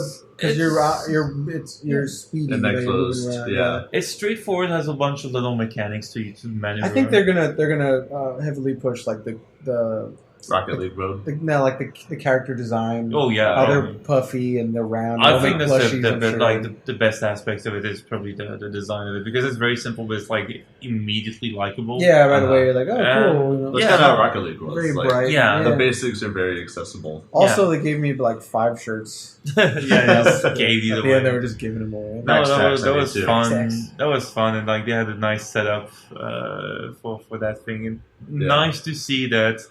They're not just going, oh, we're going to just do narrative games or something. No, they're actually doing something. Like you said, they probably cut down after they lost all that money. So, smaller team and they get to focus more on something. Yeah, I think they just want to make a game. I think it's just part of the team, like what the rest is working something big, but while they're still getting yelled at. Well, I don't know, like the other two is not happening, but thank God. But let's hope that this does at least moderately well. I do hope it does for them. Yeah, me too. I'm curious if it'll have like the depth that like Rocket League has, to where it's developed into a major esport, or if Deformers kind of bottoms out at some point. I don't know if it will. Deformers is a bit more arcadey random, because of the shooting aspects. Really, it's like it doesn't have like this precision that Rocket League has. It's much more mayhem, but it might still find its. I think it still has like it can find its niche. Yeah, I'm sure it can still be like a fun. But I just don't know if obviously Deformers tournaments that aren't put on by the company. But yeah, that's it for PAX. Okay. Favorite puff pit. That's all we're here for. Chocolate or peanut butter? Chocolate, peanut butter. So we don't. I guess we should mix. So I have couple of news I can quickly skim over. The one I saw today, because speaking of TGS, and one thing was announced, I thought super interesting coming out of nowhere. Space Channel 5 is coming back for your Dreamcast fans out there, but it's coming back in VR, which is also cool because I think it's kind of a neat concept. But it's Space Channel 5, except you have to do all the up, down, shoot in VR. This has been announced today or yesterday. So I've been asking you to describe a lot of games for listener exposition, but I actually have no fucking idea what Space Channel 5 is. You don't have... Space Channel 5 is a rhythm game of some sorts, where basically, or more like a mix between a rhythm game and a Simon Says kind of thing, where you have like, you basically danced against aliens. It was a Dreamcast game originally, and they did like move like left, right, shoot, and you had to replicate the same kind of movement and then move on to the next challenge. So it was just basically that's what it was. Okay. It's a very like highly colored game, which is very nice. So that's pretty much it. But that was a nice surprise for me, at least, to see this bring it back. Cool. On the Saturday news, we got the numbers for Metroid Prime Federation Force sales. Flop City. Flop Major Bomba with Nobody less saw than that coming. Is that sad news? If it did well, they might make more of that. That's true. Well, I feel like any kind of good win for Metroid would be good at this point because they're just going to blame. I don't know. They just keep going. They're going to blame the fans again. They're going to say, "Well, if you want a Metroid, why didn't you buy the last Metroid game, which was basically not a Metroid game?" But like, they should just buy out AM2R and release that as a legit Metroid, because that was fucking incredible. Yeah, I feel like the guys from AM2R would just give them like, "Go ahead, take it." But I think the worry is always that because some of the worries that it devalues the Metroid brands. That if Metroid Prime or AM2R or no, not Federation Force. I was like Federation Force. Because like it sold less than 5,000 on its release date. Oh, in Japan, absolutely, which is super low. But historically, Metroid has never sold that much. But like, there's always a worry of fans like we haven't had a good Metroid in years. Yeah. And I mean, Prime did quite well, right? No, Prime did pretty well. Break it down for what the game is. Don't even take off the name, take off Nintendo, take off Metroid, all that. Game doesn't look fun. It's not interesting at all. It's like a little robot and you're shooting a ball. Like, okay. And then combine that with Dashed Expectations. And then combine that with running on a 3DS. Yeah. Like 3DS is just what it can do well. When you try to do those type of games on it, it's usually like just terrible. Yeah. What was the Metroid game that was on DS? With the little stylus. I remember that one, Hunter something. Prime Hunters? Was that what it called? I think it was Prime Hunters. I think it was Prime Hunters. Yeah. Whatever it was. Like that's what I'm saying. Like they're trying to. I mean, it's just them saying like 3DS isn't doing well. How can we prop it up? We haven't had Metroid in a while. Well, we forgot how to make good Metroid. The 3DS is doing great. Yeah. Like the 3DS was like the #1 console seller this past month. Yeah. And a lot of that, I guess, has to do with Pokemon. People trying to play the new Pokemon because of Pokemon Go. Yeah. Yeah. But still, it's like, man, what are you doing? I don't know. We've gotten mad at Nintendo on this podcast before. Yeah. But every Comfycast. Every episode is a bash of Nintendo. But yeah, that's kind of sad, disheartening. But oh well. Hey, yeah. I hope they take this happening in the right direction of we fucked up. Well, see, y'all don't want Metroid. Well, goodbye Metroid. I hope that Nintendo, instead of playing like a shitty Nintendo, looks at AM2R. Yeah. And looks actually at the people enjoying it like, oh, people want, they want an actual Metroid. Like, just clamoring for that. People actually making Metroid games when we don't want to. So it really boggles my mind how they can see those kind of numbers and be like, oh DMCA and something. Yeah. But yeah. Oh, and finally, not finally, but Overwatch Season 2 begun. Right, while we were all away. What was that? That was actually, it was supposed to be on the 6th, but it started on the 1st. Earlier, you were the one that was like, I'm tired of talking about Overwatch. I'm not about talking about Overwatch. You bring it up. But it did start, so we're gonna do these placement matches. They did have Overwatch at PAX. Yeah, it was like randomly scattered in random places to play. Well, they always like Overwatch and CS:GO. It's just like the PC companies trying to show off their hardware. So yeah, do your placement matches. Going back into comp. I'm gonna get mine in tomorrow. Rank 3, here we come. I'm gonna do it in Link like if I could get internet in Japan maybe. Oh, right. Yeah. But yeah, get some nerfs, get some buffs. Who got nerfed again? We got the Genji nerfs. Oh yeah, Genji got nerfed. Genji got the wax stick. Junkrat get a little bit of a buff with his trap, I think. Through Genji. Junkrat got inadvertently buffed because of Genji not being able to. Genji can't strike through the trap. Yeah. So that's it. Hanzo got a big buff. Hanzo, projectials are much faster, but not as big.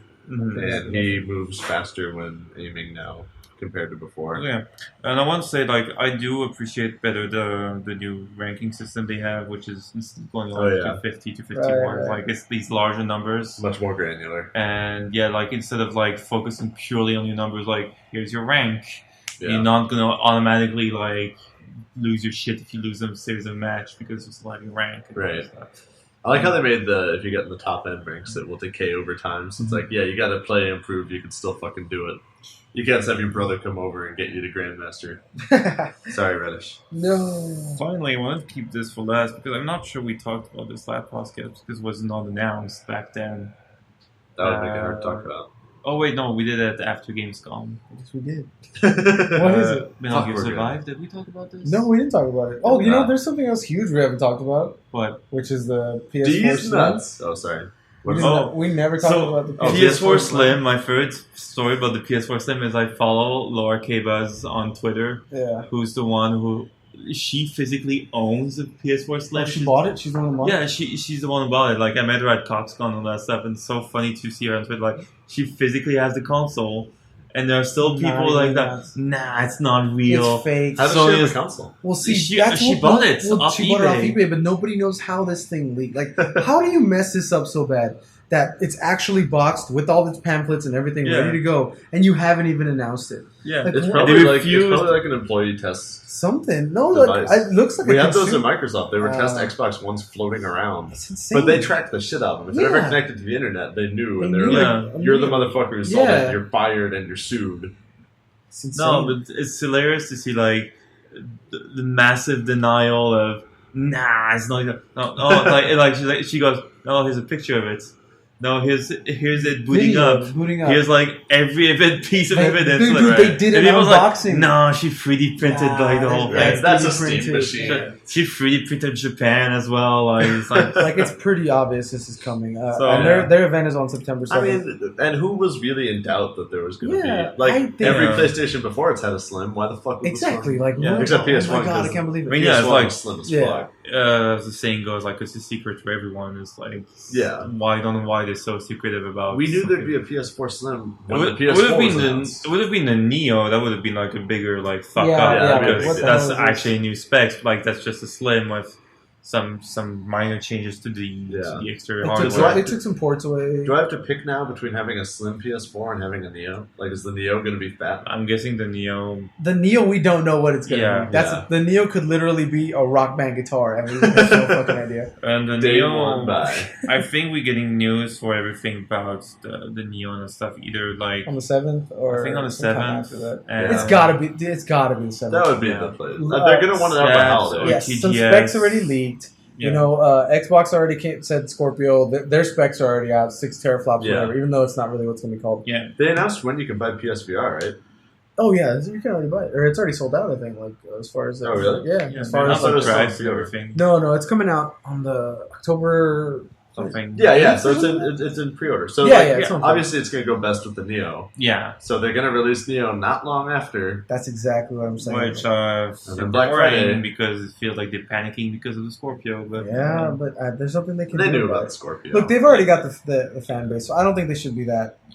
Yeah, they're already outselling. Everyone's already half time. I don't care. Get that software out. I get that they want a future proof or whatever, but so you wait a couple years and then you make an even or 6 teraflop whatever machine yourself. Like it'll be fine. But all these teraflops. Yeah, but like my problem with the Slim is that I don't think it's needed. And you're right where it's like no shit they're gonna make a Slim. They've always been a Slim. Right. Look at the PS4 right there or anything. It's slim. That's as fucking slim as you ever need anything to be. Like, unless you're going to make me a piece of paper, don't even bother. The only reason I need like a PS3 like slim is because the original PS3 has a rounded top. That thing was like, you can't stack things on it, but the PS4, like, it's already a good form factor. It's it's not a Wii U, but it's pretty fun. Actually, it's more convenient than my Wii U because it can go on its side. The only reason I can see them doing this is to bring down the price, which is, okay, makes sense. Totally. You made it out of cheaper parts. You made it smaller. They can make it cooler or less power. Yeah, whatever. That's cool. Where were they had like long talk about the Neo like a few podcasts back? The Neo? Yeah. Yeah. I'm talking about the Slim. Oh yeah, the Slim. The Slim is like, I don't see the point of it. Yeah. Even if it's $50 less. I suspect it's just because it's uglier than the PS4 now. It's probably just because it'll be either cheaper to manufacture or store or ship. Yeah. I'm thinking it's like it looks because they need something on the cheap, like super cheap. Well, I'm assuming they want to have it also ready to go, like from the announcement, like you can buy it now. That's also why it's ready. I'm assuming by the time the PS4 life is done, the manufacturing processes they use for it are going to be out of date and expensive to keep around. True. So update your manufacturing now. I just can't believe it's so nice. It is nice. They're gonna stop making. The only thing I don't like about it is it took me like 2 hours to figure out how to turn on without a controller. There's no power button. There's one thing that's one thing changed with Slim. It actually has a physical power button. Yeah. I also like the first time I took it out of the box. Like, where the fuck are the USB ports? They're hidden in the angle of the front. These fucking buttons. There's so many times when I picked it up because I had to move it and accidentally press the power button because it's so sensitive. I turned it on by accident 3 times and still couldn't figure out how to turn it on intentionally. Every time I go to turn it on, it's like. Oh fuck! I hit the wrong one, and the CD comes out. God damn it! I gotta wait for it to play back. Seriously though, did we seriously not talk about Metal Gear Survive last time? I don't think we did. It's been like 2.5 weeks. So I was like during Gamescom. I mean, we can shit on it right now if you want. Because I hope shit on Metal Gear Survive. Like, sorry if we talk about this like last Comfycast. 3 weeks. Yeah. Well, sorry if we talked about this already. So for some reason, but like. We remembered while we were getting Reddish from the airports, or while we were trying to get Reddish from the airport. That was a good 3 hours y'all had to think about that. One time. Metal Gear Survive was announced by Konami, which is kind of a spin-off thingy, not full price, I have to say. Thank God. A Metal Gear game, which is the most uninspired piece of shit I've heard in a long while, which is what it is. It's a 4-player co-op zombie game. And based in an alternate reality based on the Metal Gear universe. Well, it takes place right after Ground Zero. It plays right after Ground Zeroes? Yeah, Ground Zeroes. And you basically are transported into an alternate reality where you have to fight crystal zombies. So the premise itself is not the one thing, because people say, but Metal Gear has always had like crazy stuff, and like that's not the point. The point is that in terms of actual gameplay perspective, it's not inspired. It's like the most. Yeah. It's the most AAA studio Fallout you could think of. We need a French we need to like continue this franchise whatever way possible. What's the most done thing? I feel like they're trying to be like, look, we still got Metal Gear, guys, even without Kojima. Right. But this is funny because for me, on the outside of this, I'm not a huge Metal Gear fan. On the outside of all the falling out with Kojima and Konami and all that stuff, I was like, Konami, what the fuck are you doing? Just make a move, do something, like make a game, do whatever. And now I'm like, no, stop. Why are you doing this? You literally needed to do nothing. Let Kojima do his own thing. Wait 5 years. Put out another Metal Gear with another director, someone else you try. Let them have their turn at it. Remaster. What is it? What was Metal Gear 2 or whatever? Remaster that. Yeah. Something cool. But don't I would if they did like a Metal Gear Solid or Solid 2 remaster, I would be all over that shit. I would have loved it because they did like this amazing cinematic for the Metal Gear 3 for the pachinko.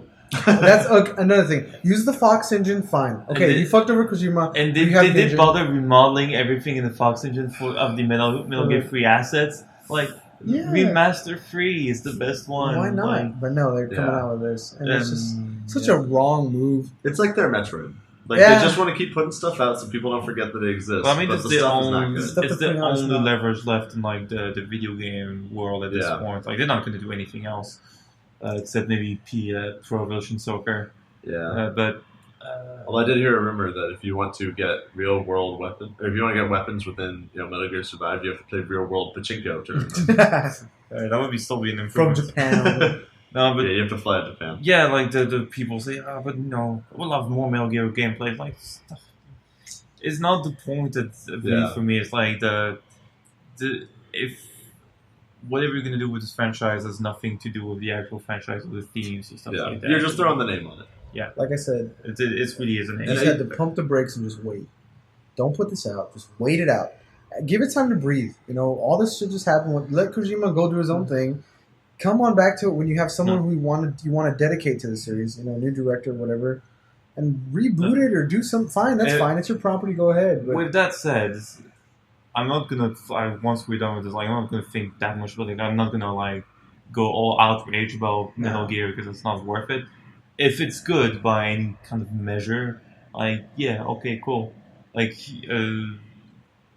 It's not something I think is worth wasting. You're not. I mean, there's no point. People went nuts over the whole thing. What are you doing? We know. There's nothing. It's not like it's set in the main storyline, and from now on, all Metal Gears have fucking zombies in them. Yeah, no, it's a spin-off thing. It's not a full price game. It's I guess if you're a huge Metal Gear fan and that's the only game you play, you should be happy. If you can do one thing, is retake the gameplay of Metal Gear 5 because that was pretty good. So, hey, do whatever you want with that.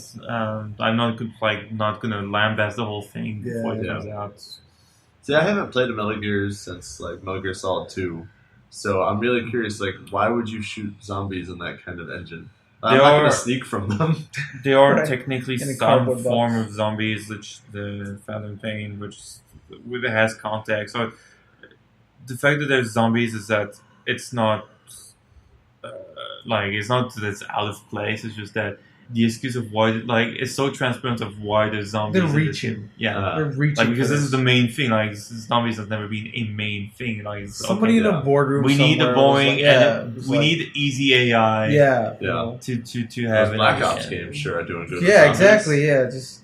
Black Ops. Something to just keep them busy so we can just put a game out to shoot. So I feel like they should have been working on that, and then the whole Kojima trailer came out with the fucking baby on the beach, and they should have seen that and be like, "We're fine. We can wait 5 years." Yeah, I don't know what the fuck Kojima's doing over there, but I'm not. Let him do whatever the fuck he wants. It doesn't matter. We still have Metal Gear. People will still buy our game when we decide to do it right.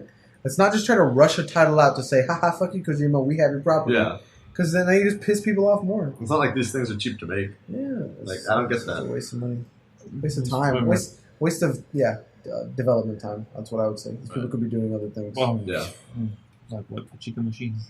They could be making brand new pachinko machines.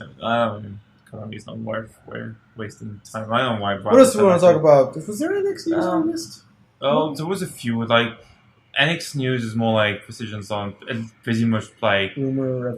it's focused on like it's more and more what we think is going to be a hybrid. It's going to like they have extra dimensions and all stuff. Apparently, like there's a good chance it will be region free. Oh yeah, which is would be that'd be nice. Can I get past friend codes? Is that over yet? Yeah, the online is done by my big. Can't get rid of friend codes until Children of Men style future where there's no 12-year-olds left. Oh, there's no friends. No kids. But yeah, nothing's still like set in stone. Like it's so much like, but it's still pretty much what we expect. It's gonna be a hybrid. It's gonna be like screen in the middle, controls on the side.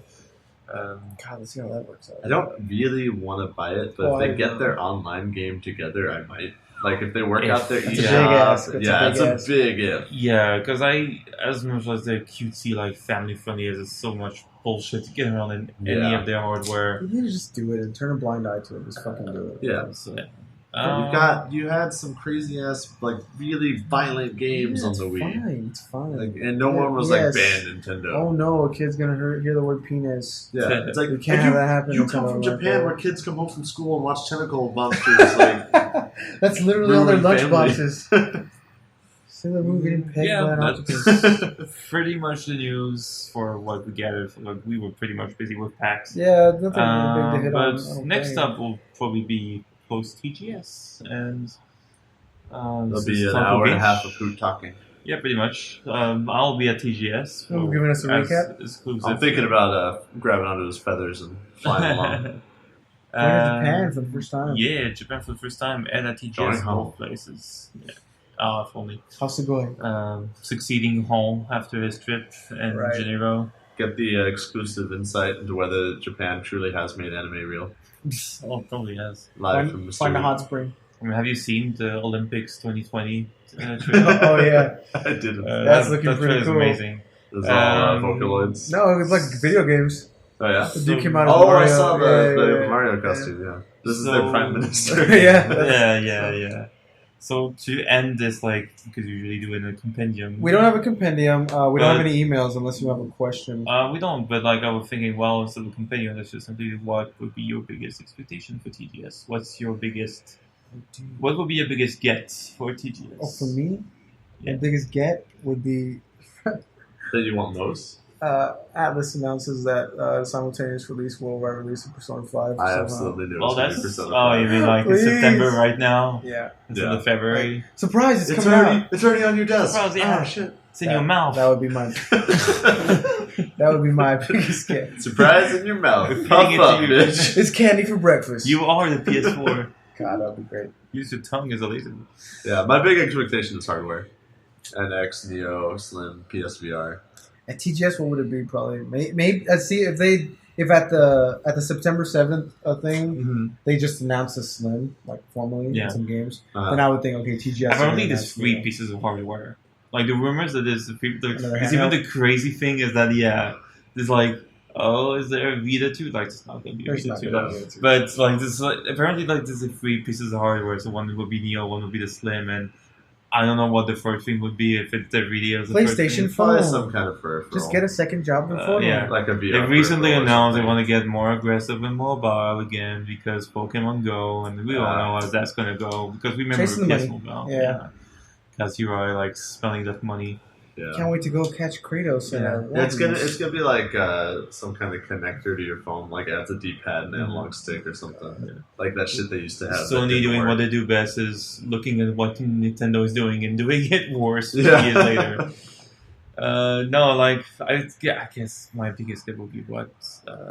Last Guardian release date. My personal biggest get would be able to play Last Guardian at TGS, but I probably will be behind. Yeah, can we talk about what Last Guardian had at PAX? Free rides. A fucking guy biking you around in a cart. They had the shirts. Some of the shirts though. That only had the Last Guardian trailer in the cart, right? Like there was no gameplay in there. There's nothing. You just ride around the city and fucking watch the trailer, and then like, hey, your bike ride's over, get the fuck out. Yeah. Like, why? Yeah, it's I don't know. Maybe start the rumor mill of the DMC5 again, even though it's probably not gonna happen. Sorry, Just saying, just get ready. Sorry, like for me, like maybe meeting Fumito Ueda or like Miyazaki, or like any of the big idols. names, Well, what's the Japanese indie scene like? That's I'm really curious about this one because a couple of years ago, what I had learned about the Japanese indie scenes back then is like they don't really care about doing big money, like big business. It's very similar to the Dojin scene, which is basically scene, which is they make games, they present them, and then they kind of like forget about them. Like they just do it as a hobby, as an purely amateur. We're doing this for us. Yeah. And they're not really interested in selling these. Like, there's very few that come by. Like people like Pixel 4K Story is one of the few who actually does this, and we've seen a few at PAX, which were here. But in general, there's not maybe that big of an interest to getting into that big indie worldwide thing. It was maybe more local, but I'm very interested to see how it's happening, talk with some indie devs, and if they're aware a bit of what's going on in the rest of the world. Do they have like also are they looking up to like just guys like Edmund Macmillan, so the whole stuff of indie game, the movie. I'm really curious about that. So yeah, for me, it's going to be more like meeting people. Yeah, less about games this year and more since I'll actually be there. So showing off. And meeting and you're showing alone, right? No one else from Splash Blast. I'm my colleague from Splash Blast is here. Okay. So yeah, we'll be showing Splash Blast there. Which one of you knows Japanese? My phone. Oh, Google. My phone is a translator, so that's going to be Is it an iPhone? Yeah. Okay, it'll work. I think you'll be okay. No, I have dangerous. I have a Google Translate thing on it. So. Riley says an iPhone. Apple Translate. Yeah. Oh, it's just sex me. Yeah, it's a Google Translate. Siri, what does Segoi mean? That's kawaii. Please kill me. Siri, am I kawaii? No. I can't answer that. All right, guys. I guess that does it for this episode of Comfycast, episode 18. Wait, are we going to discuss our dankest memes from this? Shit, Harambe. Harambe. Beefy Shen goes fishing. Oh, I did want to say best cosplay. Oh. What is your favorite then? Oh, man, that's tough. Oh, you brought it up. I thought you had something. No, I just want to talk what's yours? Do you have one? I mean, there was I have one, of Overwatch. My favorite, I took a picture of it. I don't think I put it on Twitter. I'll put it later, but it was a guy who cosplayed as the Final Destination stage from Smash Brothers. Oh yeah, it was all black. Yeah, but he has like the two gloves. Master Hand gloves, like a stage and the fox only in the middle of the stage. Oh wow, which I think was one of the most creative cosplay I've seen of the whole PAX. That's good. There's a few others. Like there was a great Midna I saw today. Oh yeah. And great Dr. Robotnik also was one. Oh yeah, he had a little Sonic puppet. Yeah, there was some really good ones. Yeah, I saw one of 599 walking around. Oh wait, that was Matt. Never mind. His cosplay. No, we saw several clones of 599. Yeah, I mean they're everywhere. In Seattle. A lot of stone dudes with beards. There was a lot of cool Overwatch stuff. Yeah, there was. I mean, a lot it was of obvious. divas. Yeah, a bunch of 20 divas. And Diva, the easiest one. So I saw a cool Mom Mercy, which looked cool. Did you see any Roadhog? No. I saw a cool female Soldier 76. What? I saw a female soldier, and she was surrounded by like 4 other Overwatch heroes. And as soon as I saw her, I thought, that's a shame. Soldier's the dad of the group. Yeah. I was like, wait. I saw a good soldier, like even like the great visor was lighting up. The Valhalla Mercy I saw was pretty good. Yeah. She did a really good job. I saw a great Mabel from Gravity Falls. She even had like the sweater that lights up with the name on it. That was cool. Aegis, Persona 3. Yeah, I saw that one. That was pretty intricate. What was yours? There was the Earl from Toe Jam and Earl. Oh yeah, who was just walking around, and he had the props mostly to his band, walking around with him, playing constantly. It was like hours. It was like a bass guitar, and I forget what there was some kind of wind. Yeah, it was the bass guitar, and it was like some kind of. It was not a flute. It was like a piano thing with piano tar. No, what do you call it? A keytar. Yeah, it's like a wind keytar kind of. Metal's gonna kill us because he knows exactly what it's right. Yeah, they only did it for 2 days, and then the band couldn't keep up. So they then died. The last 2 days, Earl's still walking around. There's a dude with a sign following him instead. It's like pretend Funk Control is playing. Yeah, Ask right. me about my toe jam. That was really good. Dr. Robotnik was really good. I played a lot of Dead by Daylight, which I don't think any of you guys play. No, I haven't touched that. But Was that a monster thing from it? yeah, there's killers in it. So there's some really good killers who were hanging out by their section for a long time. Oh, those Tekken 7 dudes. Oh yeah, well these were like Yeah, we're like professional. They're both They like, hired them, but cosplayers. Yeah, I saw like some one of those really dudes good, was like, buff as hell. I saw some really good like Halo, and I He saw was the Microsoft short. sign next to them. I was like, that doesn't count. Yeah. You got a fucking company to do it for you. No, I like it more with like amateur Just fans. fan made, Yeah. because that's what counts. Yeah, I wish I'd seen like a Roadhog or Torbjorn. I saw Young Genji, that was pretty good. I saw it. The Young Genji I was. saw a bunch of Laura Crofts. Which, by the way, we That was played... just girls in khakis. and green tank tops. No, we played a Tomb Raider game too at Square Enix booth, me and 599, and Oh yeah. it was like the multiplayer, what's it called, survival or whatever, the endurance mode. Yeah, it was real fun. Did you endure? Looking forward to that. Yeah, I actually had to help like people next to me who were playing because they didn't know what the hell they were doing. And after we finished, I was like backseat gamer, like, okay, press this down. And then see Right. these things. The new Tomb Raider feels to me like, hey, do you like Uncharted with one more gameplay? Yeah, You play Tomb Raider now. yeah. I never got into the Uncharted games, but I played the first Tomb Raider. They're a nice spectacle. Yeah. That's about it. I played the first Tomb Raider. I got mauled by a bear. Whew. Yeah. Yeah. You're talking about like the first? Original Tomb Raider? Yeah. Was that a bear or were those wolves? There were several things. There were bears with tigers. I remember the very first Tomb Raider. You start in that cave and the wolves get you right. Yeah, away. you start right by wolves. Yeah. I got past the wolves. I got killed by a bear. Yeah, you made It took a long time to get past the wolves. My biggest complaint with Tomb Raider was the tombs. So I hope that the new one. I haven't played it even though it's been out for a whole year on Xbox, but it's coming. Rise to of the Tomb Raider? Yeah, Rise of it. Yeah. It's coming to I haven't played it PS4 either. real soon. I don't know if I want to play a game where they put that much effort into how she fucking dies. Oh, you don't want to man. see the death porn? Yeah, I don't know about that. It was like Dead Space was the same way, right? Yeah. Like there's like a couple hundred ways to die. The Like, Death Spaces make sense because it's a horror game. Yeah. Tomb Raider is just weird yeah, it's just like I hope you like because it's watching women so die. realistic, Yeah. and they make so much effort of making her like an actual believable character. Like, oh, Can you God. imagine the mocap for that? It's like, hey, can you lie on the ground while someone Can fucking you put this drags stick you? through your head? We need to make it as realistic as possible. Yeah. So Apparently here are all your stunt doubles. Apparently she's doing the movie too. The girl who did the Oh yeah, she's the new kind of Who did the basically. mocap? yeah, Or- like that girl who like Yeah, the model, the voice like, and the face. Oh, okay. she's basically the new face of Lara Yeah. Croft. That's cool. Right, that Well, was that about- wraps it up. Thanks for listening, guys. As always, This has been your host, Swiffers. Oh, wait, shit. thanks for coming by and listening to our podcast. Stop by our dub track room, which is link in the description because I'm not going to say it all. Dubtrack.fm/join/comfy-vidya-games. Yes, games. Thank you. You gotta put in the effort to get comfy. Yeah. Come on by, join, and play some comfy video game music and talk about video games with Or us. listen to comfy video games. Yeah, just hang out. We Yeah, really don't We need you to watch talk. movies, we play stuff together, you can come and chill. It's our little community. Yeah, thanks for listening, guys. And we should all be back home by the time you're listening to this. So, Well, maybe not me. well, maybe not me. Who will be in Japan? Who will be in Japan? You'll be the fuck out of here. Woo! Bye, Manish. Bye, And bitch. I hope Beefy made his second flight. He claims he did, but Okay. we never know. All right, guys. Thanks for listening, and talk to you later. Everybody, stay comfy. Stay comfy. Stay comfy. See you.